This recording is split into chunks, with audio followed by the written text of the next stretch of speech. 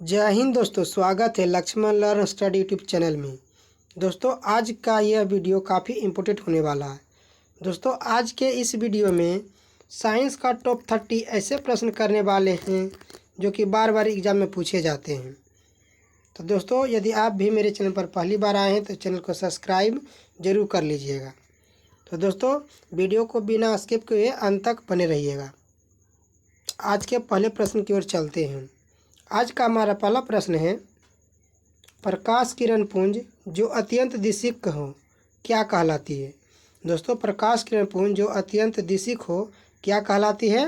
दोस्तों उसको लेजर कहते हैं। क्या? Laser. Option number D is the correct answer. अगला प्रश्न, लेजर बीम सदा होती है। दोस्तों लेजर बीम है जो कैसी होती है। तो दोस्तों लेजर बीम है जो कि अपसारी बीम होती है। कैसी? अपसारी। यानी अपना जो राइट आंसर है option number B. B is the correct answer. दोस्तों यदि आप भी किसी प्रश्न का आंसर पहले से जानते हैं तो कमेंट बॉक्स में ज़रूर दें और यह भी कमेंट करें कि आपने 30 में से कितने प्रश्नों का हल किया।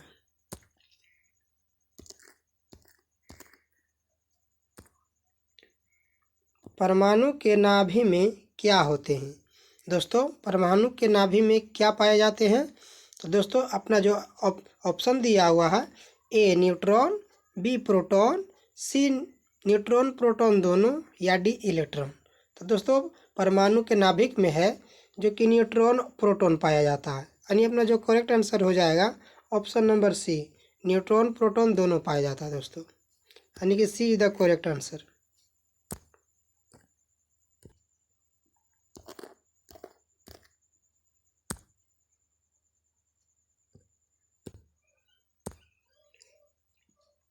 न्यूट्रॉन की खोज किसने की थी। दोस्तों न्यूट्रॉन की खोज किसने की थी। तो न्यूट्रॉन की खोज है जो कि चैडविक नामक वैज्ञानिक ने की थी। किसने? चैडविक नामक वैज्ञानिक ने। यानी अपना ऑप्शन नंबर सी। और दोस्तों और कब किए थे? तो 1932 में। कब? 1932 में। दोस्तों बोले रदरफोर्ड किनकी खोज की थी। तो प्रोटॉन की। किसकी? प्रोटॉन की खोज रदरफोर्ड ने की थी दोस्तों। और कब की थी? तो 1917 में। कितना में? 1917 में। और थॉमसन की बात करें तो इन्होंने इलेक्ट्रॉन की खोज की थी। इलेक्ट्रॉन की खोज की थी और कब की थी?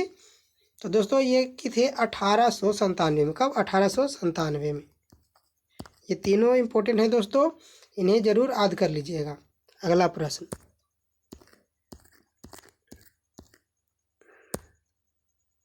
निम्न में अस्थायी कण है। दोस्तों निम्न में से कौन सा कण है जो कि अस्थायी है। तो कौन हो जाएगा? Neutron. Option number C is the correct answer.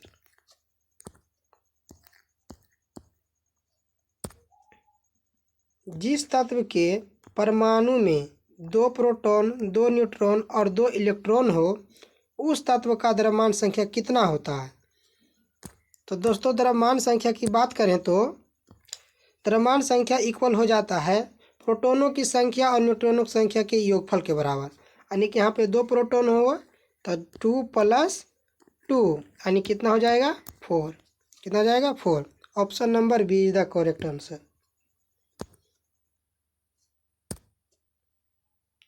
Positron की खोज किसने की थी। दोस्तों पॉजिट्रॉन की खोज किसने की थी। तो एंडरसन नामक वैज्ञानिक ने। किसने? एंडरसन नामक वैज्ञानिक ने पॉजिट्रॉन की खोज की थी। Option number D is the correct answer.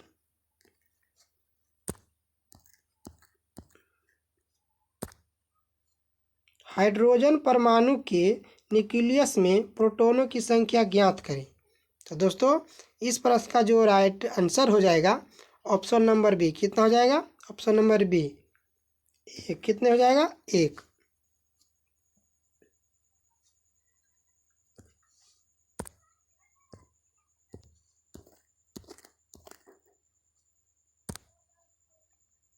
Electron की खोज किसने की थी।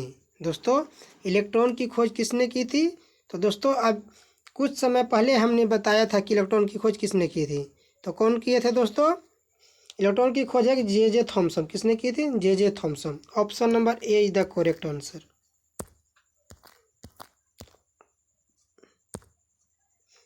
किसी तत्व की परमाणु संख्या है, दोस्तों किसी तत्व की परमाणु संख्या है, तो इस प्रश्न का जो राइट आंसर है ऑप्शन नंबर सी किया जाएगा। ऑप्शन नंबर सी, नाभिक में प्रोटॉनों की संख्या को किसी तत्व की परमाणु संख्या कहा जाता है दोस्तों, यानी कि C is the correct answer.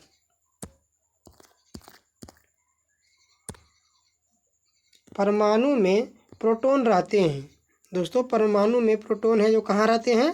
तो नाभिक के भीतर। कहाँ रहते हैं? नाभिक के भीतर। Option number A is the correct.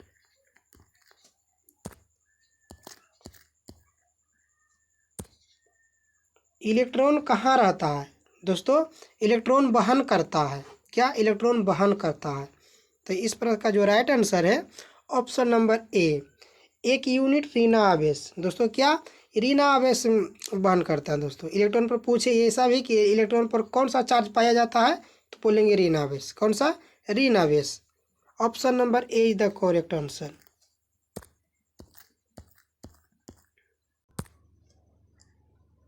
समस्थानिक परमाणुओं में दोस्तों, समस्थानिक परमाणुओं की बात करें तो समस्थानिक परमाणुओं में प्रोटॉनों की संख्या समान होती है। क्या होती है दोस्तों? प्रोटॉनों की संख्या समान होती है, यानी अपना जो राइट आंसर है ऑप्शन नंबर ए।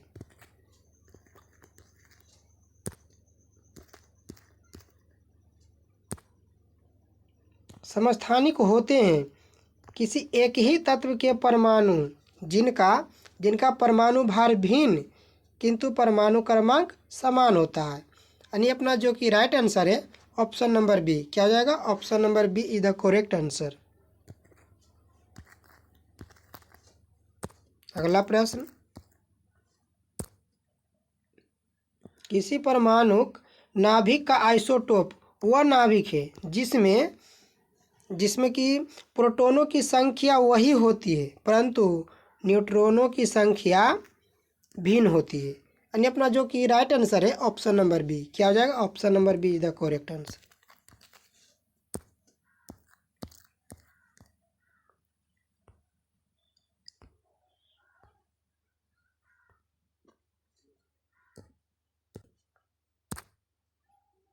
ऐसे दो तत्व जिनमें इलेक्ट्रॉनों की संख्या भिन्न भिन्न हो परंतु जिनकी द्रव्यमान संख्या समान हो उसे क्या कहते हैं? तो दोस्तों उसे क्या कहते हैं? तो उसे संभारिक कहते हैं। क्या कहते हैं? संभारिक। संभारिक में क्या होता है दोस्तों कि दो तत्व जिनके इलेक्ट्रॉनों की संख्या भिन्न भिन्न होती है परंतु द्रव्यमान संख्या समान होता है, उसे संभारिक कहते हैं, यानी अपना जो कि राइट आंसर है ऑप्शन नंबर बी।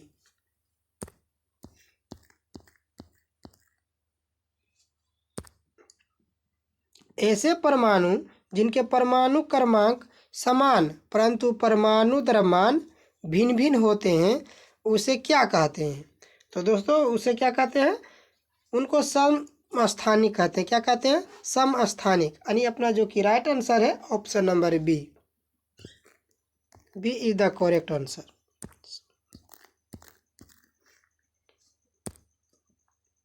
किसी तत्व के सर्वाधिक समस्थानिक होते हैं। किसी तत्व के सर्वाधिक समस्थानिक होते हैं। सीजियम। क्या होता है दोस्तों? Caesium. Option number D is the correct answer. किस तत्व के सर्वाधिक समस्थानिक होते हैं दोस्तों? तो सीजियम का। याद रखिएगा option number D is the correct answer. क्या आ जाएगा? Option number D.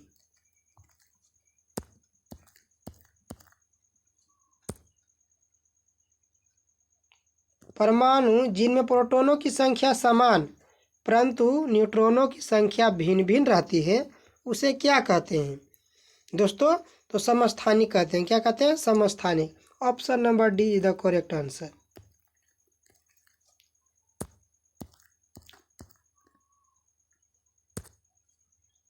एक भारी नाभिक के दो हल्के नाभिकों में टूटने की प्रक्रिया को क्या कहते हैं?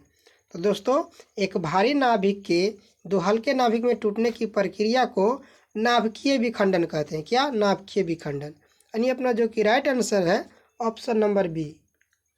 Option number B is the correct answer.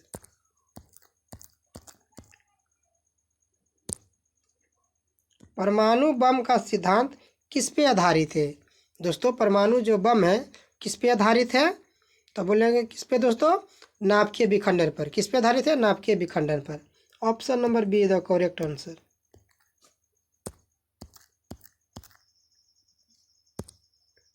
Hydrogen bomb किस पे आधारित है? दोस्तों हाइड्रोजन बम किस पे आधारित है? तो हाइड्रोजन बम की बात करें तो नाभिकीय संलयन पर। किस पे? नाभिकीय संलयन। Option number A is the correct answer.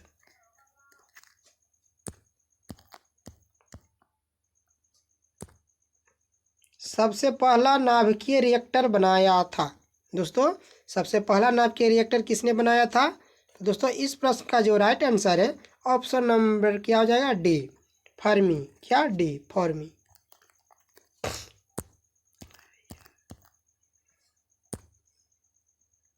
Hydrogen bomb किसके सिद्धांत पर आधारित है? दोस्तों हाइड्रोजन बम है जो कि किसके सिद्धांत पर आधारित है? तो अनियंत्रित संलयन प्रतिक्रिया। क्या हो जाएगा? अनियंत्रित संलयन प्रक्रिया, यानी कि अपना जो राइट आंसर है ऑप्शन नंबर बी। क्या हो जाएगा? Option number B is the correct answer.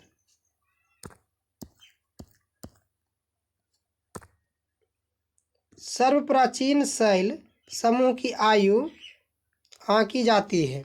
दोस्तों सर्वप्राचीन शैल समूह की आयु आंकी जाती है किसके द्वारा, यानी किस विधि के द्वारा आंकी जाती है? तो इस प्रश्न का जो राइट आंसर है ऑप्शन नंबर ए, के आर विधि। Option number A is the correct answer.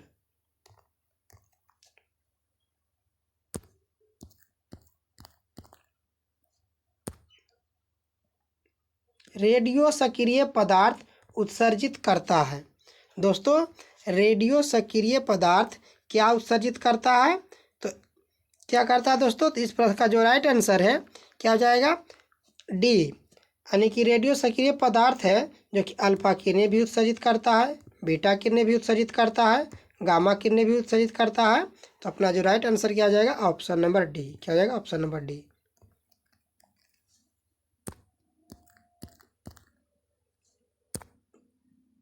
सूर्य पर ऊर्जा का निर्माण होता है?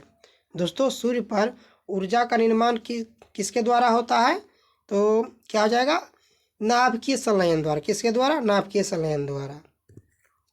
Option number be the correct answer. निम्नलिखित में से किसमें ऋणात्मक आवेश होते हैं? दोस्तों निम्नलिखित में से किसमें है जो कि ऋण आवेश पाए जाते हैं? तो किसमें पाए जाते हैं दोस्तों? बीटा में। किसमें? बीटा कण में। Option number C is the correct answer. क्या आ जाएगा? बीटा कण। ऑप्शन की बात करें तो ऑप्शन नंबर सी।